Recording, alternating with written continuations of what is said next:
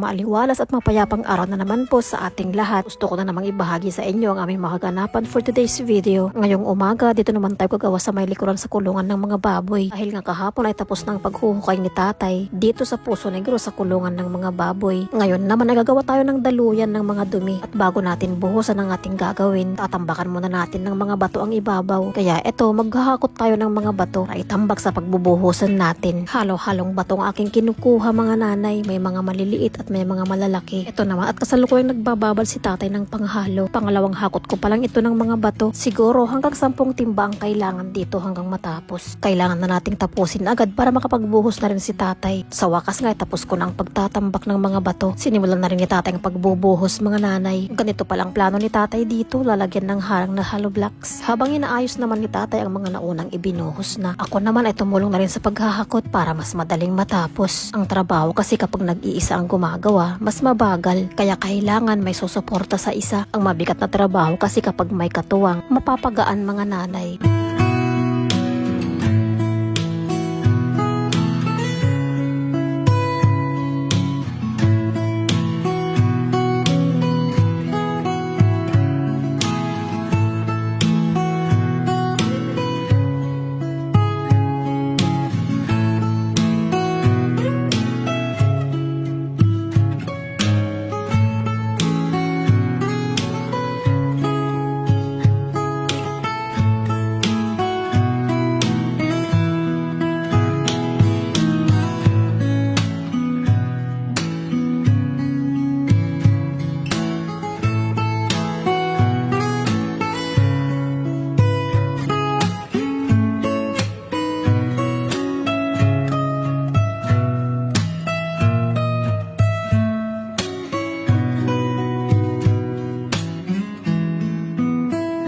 Wakas nga ay tapos ng pagbubuhos natin. Makapagpapahinga na rin tayo sa wakas. Iyan na pala ang kabuuan ng ginawa natin mga nanay. Kailangan pala nating lagyan ng ganyan para kapag maglilinis tayo sa kulungan, dire-diretso lang dito sa may Puso Negro ang dumi. Syempre kapag dumating na ang 3 karagdagang alagaan natin, bali 6 na silang magdudumi. Agad naman kaming umuwi ng bahay para makapagpahinga. Naalala ko palang ilabas ang guyabano na bigay ni Manong Lito nung nakaraan. At kamuntikan pang masira mga nanay dahil nasobrahan ng hinog ang isa. Nakalimutan kasi namin kahapon. At ang sumunod na ganap dito pa rin sa may kulungan. Ngayon naman ay maglalagay sila ng bubong. Pero pansamantala lang to mga nanay. Dahil ang gagamitin natin ay ang mga pinaglumaang yero. Ang importante hindi sila mababasa kapag umulan. At para hindi sila maaarawan, aayusin na lang natin uli kapag may maayos na tayong ilalagay. Ito pinagtulungan nga ng mag-ama ang paggawa.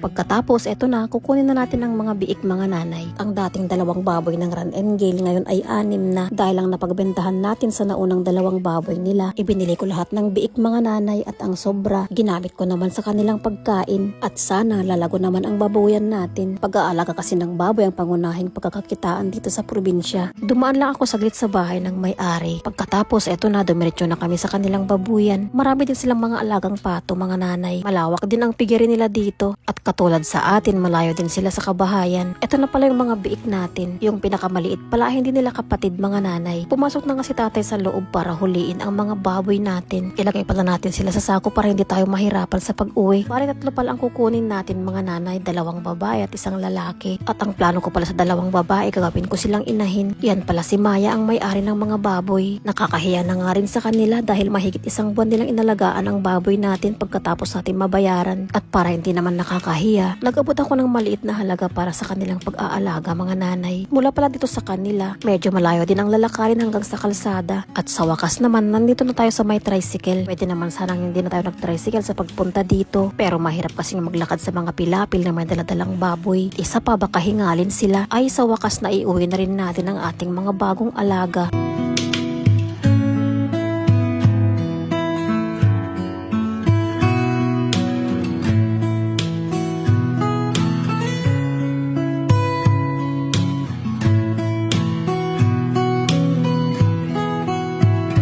ito, nagpatulong naman si tatay kay Braille para may karga ang tipak ng semento dito sa may karatilya. Ilalagay kasi ni tatay doon sa harap ng kulungan. Medyo mataas kasi at hirap ako sa pagpapakain. Maliit na tipak lang ito pero mabigat pala. Madali na lang iayos ito ni tatay dahil nandito na. O siya mga nanay, magpapaalam na naman tayo. Dito ko na naman tinatapos ang ating mga ganap ngayong araw. Maraming salamat ulit sa inyong panonood. Bye everyone!